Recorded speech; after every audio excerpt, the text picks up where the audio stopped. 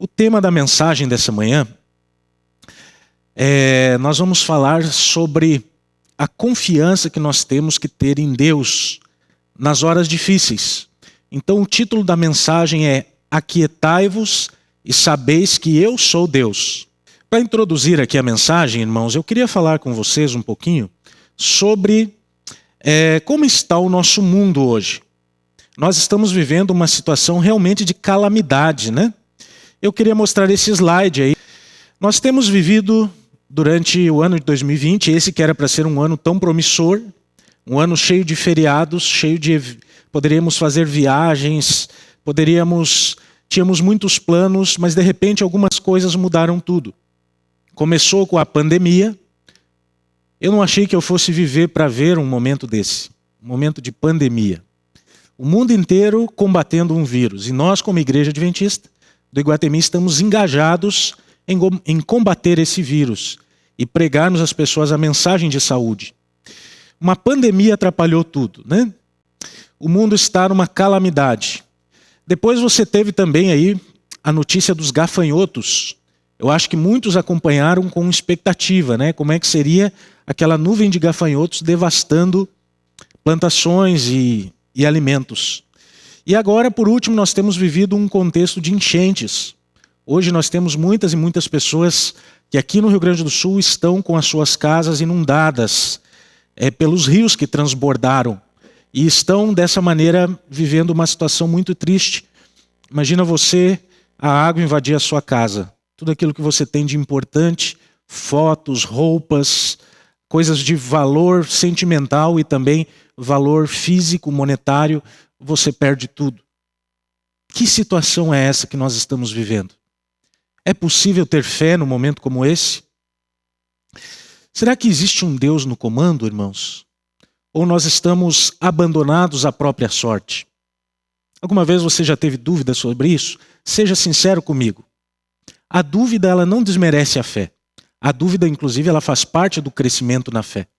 Mas eu queria saber se você, em algum momento, já teve dúvida sobre se realmente há um Deus no comando da história ou se nós estamos vivendo um momento onde Deus não está olhando para o planeta Terra e estamos abandonados à nossa própria sorte. Eu gostaria de dizer a você que sim, há um Deus no comando da história. E eu quero ler para você nessa manhã um texto, um salmo, que vai lhe deixar numa situação muito feliz e confortável. Porque esse salmo nos fala de um Deus que tem cuidado de nós. Eu vou convidá-lo a abrir a Bíblia no Salmo 46. Você que está em casa, você está na presença de Deus, tome a sua Bíblia. No celular, no tablet, a Bíblia no livro.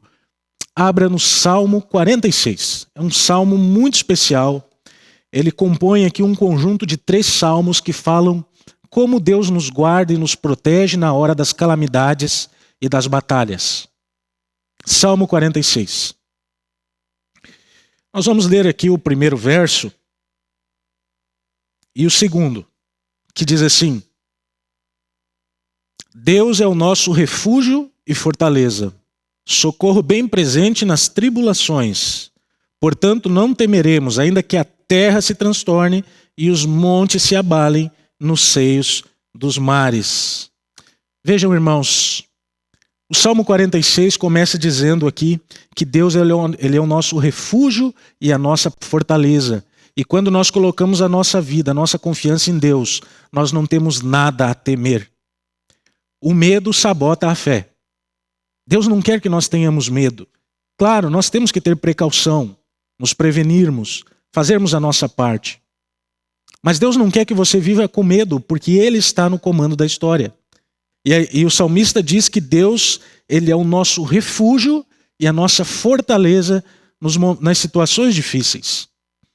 Esse salmo aqui ele foi escrito para relembrar os contextos de guerra de Israel, onde Israel teve que passar por momentos de extrema dificuldade e Deus conduziu o seu povo em meio às guerras. Há dúvidas se esse salmo se refere às guerras, por exemplo, que aconteceram, estão relatadas ali em 2 Crônicas 20:20, ali contra Moabe, né? Ou se referem a outras guerras, Senaqueribe. Agora, não importa a que guerra esse texto se refere. O que importa é que nosso Deus é refúgio e fortaleza nos momentos de calamidade. Nosso Deus é refúgio e fortaleza quando as águas invadem nossa casa. Nosso Deus é refúgio e fortaleza quando nós perdemos o emprego.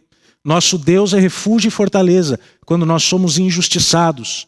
Nosso Deus está no comando da história. Você crê? Você crê nisso? Eu creio, com todas as forças da minha vida. Sabe por quê? Porque eu tenho visto esse Deus agir na minha vida. Como eu posso não crer em um Deus que tem sido tão presente? Como eu posso não crer que Deus está no comando da história, um Deus que tem guiado a minha vida de maneira tão sublime e maravilhosa? Deus é o nosso refúgio e fortaleza, socorro nas tribulações. Eu queria que você tivesse ânimo ao ler esse texto. Saber que Deus está olhando para você. Você não está sozinho. Mas há no Salmo 46 um verso que me chama muito a atenção, que é o tema do sermão, né? Que é o verso 10. O verso 10 diz assim: aquietai-vos e sabei que eu sou Deus. O Salmo 46, queridos, ele foi um salmo que inclusive inspirou Martinho Lutero a compor aquele hino chamado Castelo Forte. Eu creio que você conhece esse hino. É um hino intenso, né? Bastante antigo. Mas ele inspirou Martinho Lutero a compor o hino Castelo Forte. E eu queria dizer para você que nos momentos de calamidade, de guerra, de confusão, você não tem que sair por aí desesperado tentando resolver todas as coisas. Deus diz assim: aquietai-vos e saber que eu sou Deus. Estou falando para alguém que está com o coração agitado. Estou falando para alguém que está buscando resolver as coisas na força do braço. Calma. Deus está dizendo assim: aquietai-vos, eu sou Deus. Há um Deus por nós. Há um Deus que cuida de nós. Há um Deus que nos protege mesmo quando nós não vemos saída. E esse Deus, ele age no tempo certo e na hora certa. Ele tem o momento de encaixar as peças do quebra-cabeça e ele o fará. E quando ele o fizer, ele vai nos provar que a sua vida é cuidar da nossa. Eu queria que nesse momento você tivesse paz na sua vida. Eu queria que nesse momento você tivesse certeza do cuidado e da proteção de Deus. Eu queria que nesse momento você tivesse certeza que há sim um Deus no comando da história. Nós não estamos, queridos irmãos, soltos ou deixados à própria sorte. Isso seria a pior notícia que nós poderíamos ter hoje. Se a Bíblia nos desse qualquer margem para pensarmos que Deus não está no comando da história.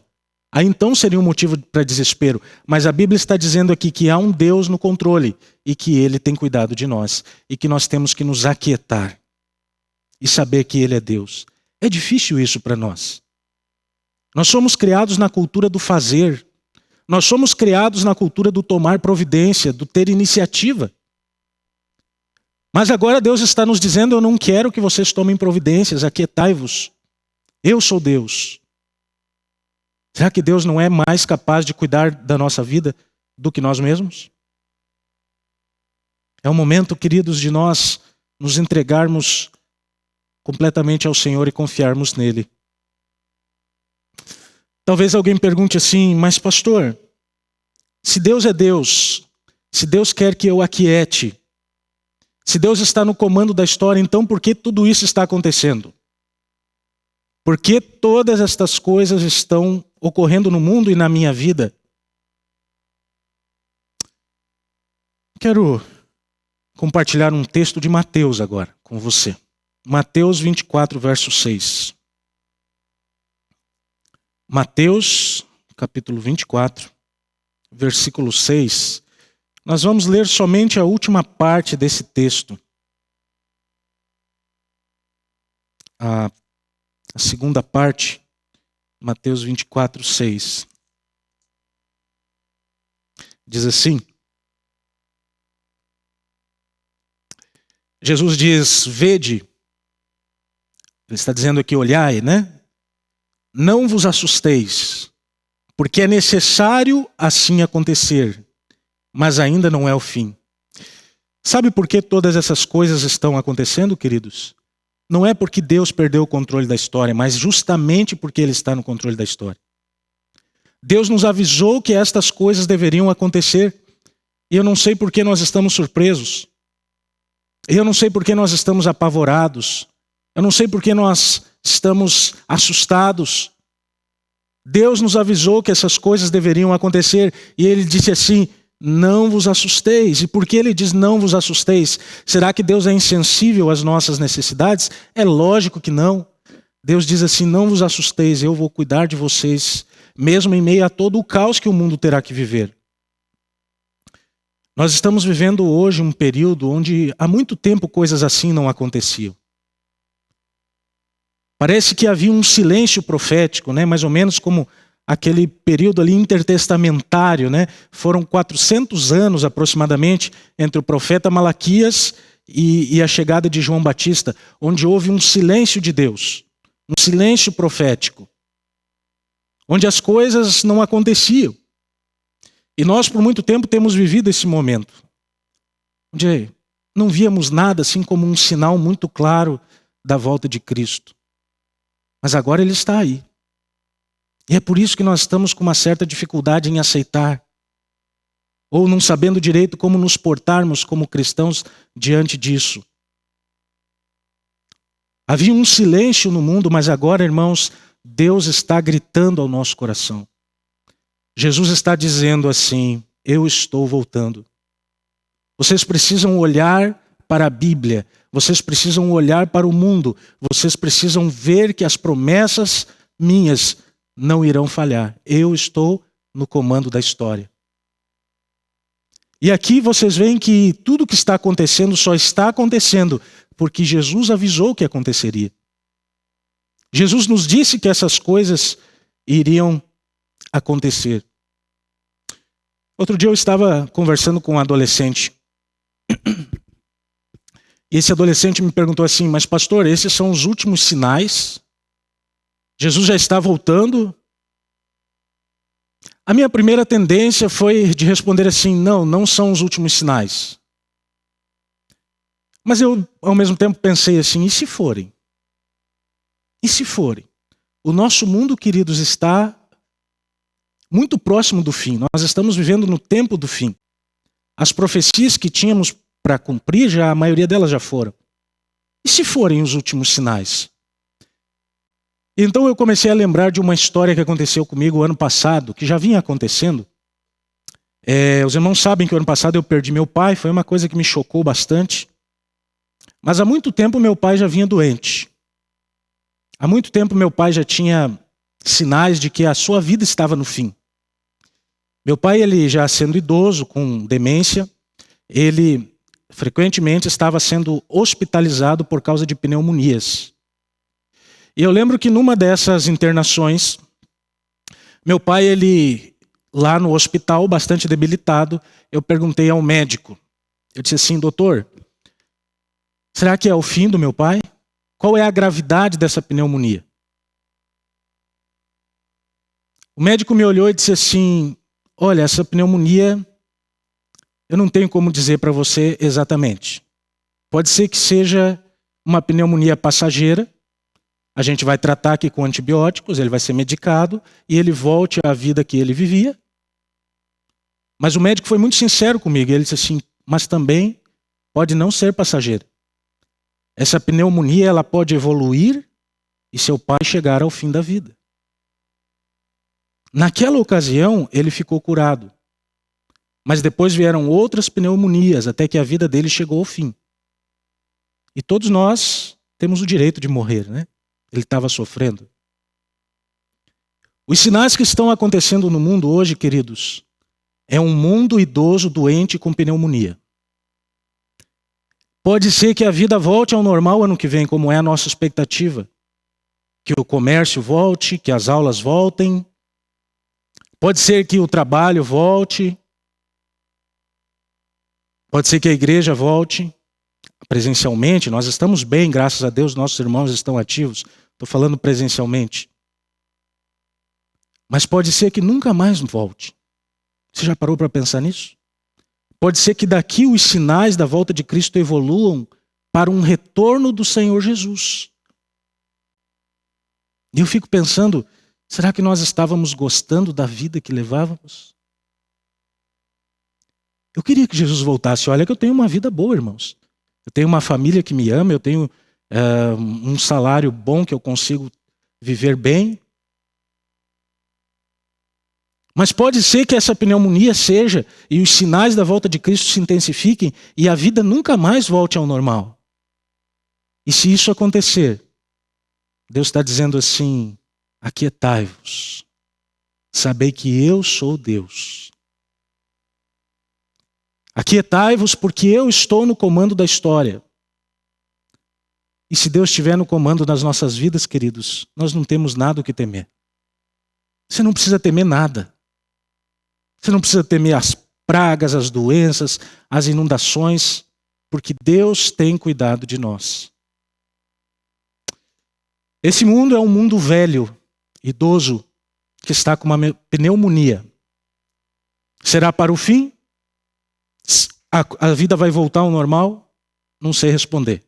Eu não dei a resposta àquele adolescente. Mas seja o que for, Deus diz assim: aquietai-vos. Aquietai-vos e sabei que eu sou Deus. E para irmos para a parte final da nossa mensagem. Como devemos agir? Como é que eu posso viver, pastor? Estou vivendo um momento de incertezas, minha vida pessoal está um pouco bagunçada, eu estou tendo medos constantes, eu estou tendo até situações onde estou deprimido, pensamentos de morte, pensamentos pessimistas. Tudo que eu tinha construído até aqui, o castelo ruiu. E agora, pastor? Como que eu posso viver? Diante desses medos que eu estou, será que é falta de fé? Não, esse não é o medo da falta de fé. É normal nós sentirmos um frio na barriga, né? E nos preocuparmos com a nossa vida. Isso é normal. O que eu quero dizer a você é que é o momento, queridos, de nós vivermos como a Bíblia nos manda vivermos. E eu quero terminar assim essa mensagem. Eu vou convidar você a lermos Apocalipse 14. É o último texto dessa manhã.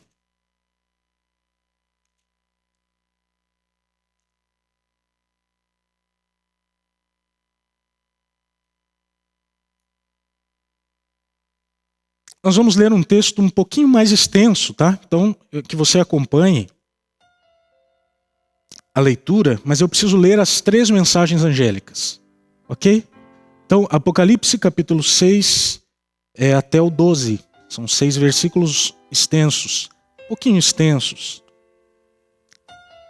Diz assim: vi outro anjo voando pelo meio do céu, tendo um evangelho eterno para pregar aos que se assentam sobre a terra, e a cada nação e tribo e língua e povo, dizendo em grande voz: temei a Deus e dai-lhe glória, pois é chegada a hora do seu juízo, e adorai aquele que fez os céus, a terra, o mar e as fontes das águas.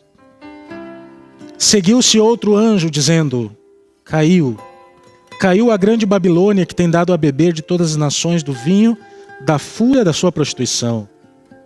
Seguiu-se a estes o terceiro, dizendo em grande voz: se alguém adora a besta e a sua imagem, e recebe a sua marca na fronte e na mão, também esse beberá o vinho da cólera de Deus, preparado sem mistura o cálice da ira, e será atormentado com fogo e enxofre diante dos santos anjos na presença do Cordeiro. A fumaça do seu tormento sobe pelos séculos dos séculos, e não tem descanso algum nem de dia nem de noite. Os adoradores da besta e sua imagem, e quem quer que receba essa marca do seu nome, aqui está a perseverança dos santos, os que guardam os mandamentos de Deus e têm o testemunho de Jesus. Essas aqui são as 3 mensagens angélicas.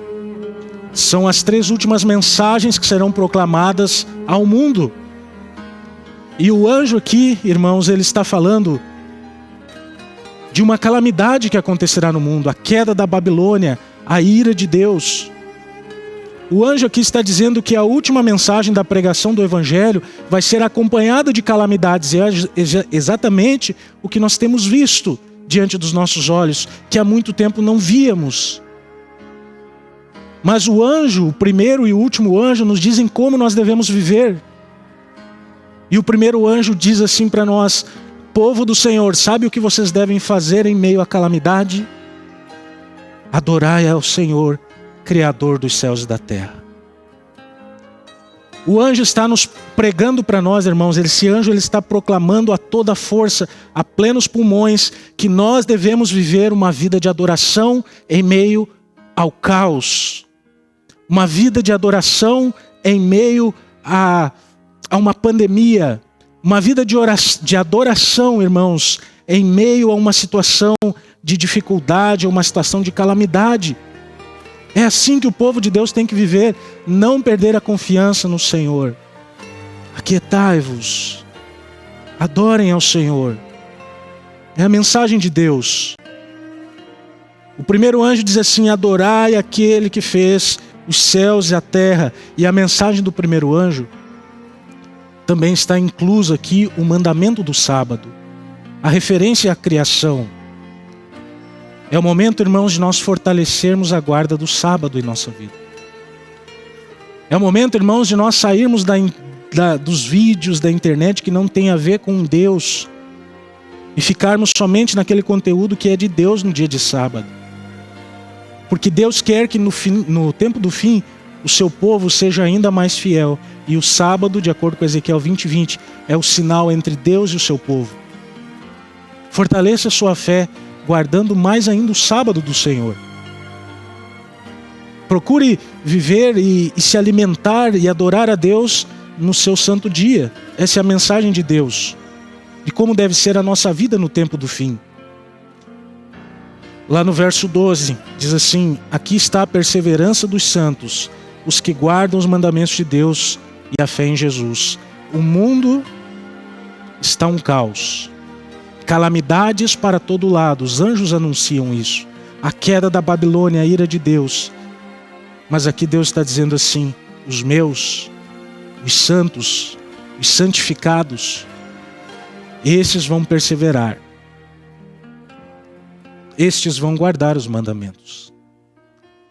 Estes vão permanecer na minha lei.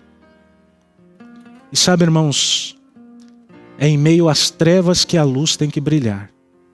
Quanto mais densas forem as trevas, mais a nossa luz tem que brilhar.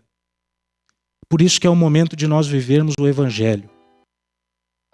Vivermos a palavra de Deus intensamente, mais do que antes, porque essa mensagem aqui dos 3 anjos, ela faz mais sentido do que fazia antes nos dias que estamos vivendo. Aquietai-vos e sabei que eu sou Deus. Quero terminar a mensagem contando a vocês uma história. Essa história eu ouvi, ela é uma parábola, não é verdadeira, mas ela me colocou para pensar. É a história de um fazendeiro. Esse fazendeiro, ele tinha uma fazenda boa, dava a ele o seu sustento, a sua vida. E esse fazendeiro, irmãos, um dia ele olhou para tudo aquilo, para sua fazenda, para sua vida, e ele disse assim: eu quero mais. Eu acho que essa fazenda está muito pequena. Eu quero uma fazenda maior. Ele disse assim: essa fazenda já não me satisfaz tanto. Eu quero uma fazenda ampla, com mais terra. E então alguém indicou para ele um lugar onde ele podia conquistar muita terra. Ele deveria ir àquele lugar e ele deveria falar com o chefe daquele lugar. E o chefe daquele lugar poderia dar para ele uma quantidade imensa de terras, muito mais do que ele tinha antes. E aí sabe o que ele fez? Ele vendeu a fazenda dele e ele foi para usou o dinheiro, foi para aquele lugar onde ele podia conseguir muita terra. E lá naquele lugar, ele foi falar com o chefe do lugar. E ao falar com o chefe disse assim: sim, eu posso lhe dar uma fazenda muito grande, mas você primeiro precisa cumprir um desafio. Qual o desafio? Você precisa acordar de manhãzinha ao nascer do sol e você tem até o pôr do sol para percorrer essa fazenda a pé, seja correndo ou caminhando. E a quantidade de hectares que você conseguir percorrer serão seus. Ali será a sua fazenda. E esse homem, olhando para a proposta, ele diz assim: nossa, que proposta espetacular, eu vou acordar cedinho, eu vou acordar ali no nascer do sol e no primeiro raio de sol eu sairei correndo desesperado, porque eu vou conquistar uma grande fazenda. E esse homem levantou cedinho, de madrugada, e ao raiar o primeiro brilho do sol, primeiro raio de sol, ele saiu ali correndo. E ele passou o dia todo correndo, caminhando, correndo, para demarcar o tamanho da sua fazenda. Mas ele sabia que ele só tinha o dia para fazer aquilo. Então ele calculou para que ele conseguisse fazer o mais rápido possível e gastar o seu corpo o mais rápido possível. Até o momento em que, ao pôr do sol, quando estivesse ali pertinho do último raio de sol, deixar o horizonte, ele estivesse lá, diante do homem, para contar para o homem qual era o tamanho da sua fazenda. E ele passou o dia nessa função. E aí chegou o pôr do sol. E quando chegou o pôr do sol, ele se apresentou diante daquele homem, do chefe. E diante do homem, quando ele foi falar, ele caiu, não conseguiu falar. Quando ele caiu, vieram algumas pessoas e examinaram ele. E sabe o que descobriram? Aquele homem estava morto. Não respirava. Porque estava tão cansado, o cansaço tinha sido tão grande, que ao chegar diante do chefe, ele teve ali um problema cardíaco e veio a falecer. Essa história mexeu bastante comigo. Sabe por quê, queridos? Porque nós estamos vivendo os nossos dias demarcando fazenda. Nós estamos vivendo os nossos dias caminhando para conquistarmos mais coisas. Será que é assim que Deus quer que o seu povo viva no tempo do fim? Eu tenho a impressão que não. Eu tenho a impressão que essa pandemia nos mostrou o quanto as coisas são passageiras, são superficiais. Essa pandemia nos mostrou que nem mesmo os 6 bilhões de euros que a Europa ofereceu para a vacina, até agora conseguiram resolver a pandemia. E nós estamos vivendo nossas vidas correndo atrás de sonhos como formação, aquisição de coisas, melhorar nossa carreira, tudo bem. Essas coisas fazem parte. Mas será que não é o momento de você abandonar alguns sonhos e viver mais para Deus? Na adoração ao Senhor. Eu queria incentivar talvez alguns até mesmo a abandonar alguns sonhos. Porque nós estamos ocupando o nosso tempo de maneira tão grande, irmãos, que quando a vida acabar, nós vamos estar tão cansados e não levaremos nada. Será que você não poderia abandonar alguns planos que você fez para você ter mais tempo para viver a mensagem do primeiro anjo, adorar ao Senhor? É estranho, né, pastor? Porque os coachings aí estão nos ensinando, e eu respeito muito esse trabalho, mas eles estão nos ensinando a conquistar mais coisas, a colocar mais coisas no nosso tempo, organizarmos o nosso tempo. E o pastor está me dizendo para abandonar alguns sonhos? Sim. Abandonar alguns sonhos para ter um pouco mais de tempo para aquele que cuida de nós, para aquele que cuida da nossa vida, para aquele que diz assim: eu sou refúgio e fortaleza, aquietai-vos, eu cuido de vocês. Deus pode nos dar, irmãos, infinitamente mais do que tudo aquilo que você pode conquistar com seu esforço. Então, quem sabe você teria que abandonar algumas coisas e viver mais o evangelho do primeiro anjo, em adoração ao Senhor. Será que isso é possível? É razoável? Eu quero, nesse momento, orar pela sua vida. Quero fazer uma oração por mim também, pela minha casa, pela minha família, por cada um dos amigos que estão aqui se dedicando para Deus, para transmitir isso aqui por essa igreja. Eu quero orar, irmãos, para que Deus nos dê iluminação e sabedoria para nós tomarmos decisões sábias. Não coloque mais coisas na sua vida, pelo contrário, tire um pouco e tenha mais tempo para Deus. Porque nós estamos vivendo os últimos dias. Talvez tenhamos um pouco mais de tempo, um pouco menos, depende do grau dessa pneumonia. Mas o fato é que a nossa vida precisa ser uma vida de adoração ao Senhor. E eu faço esse apelo a você. Eu sei que dói.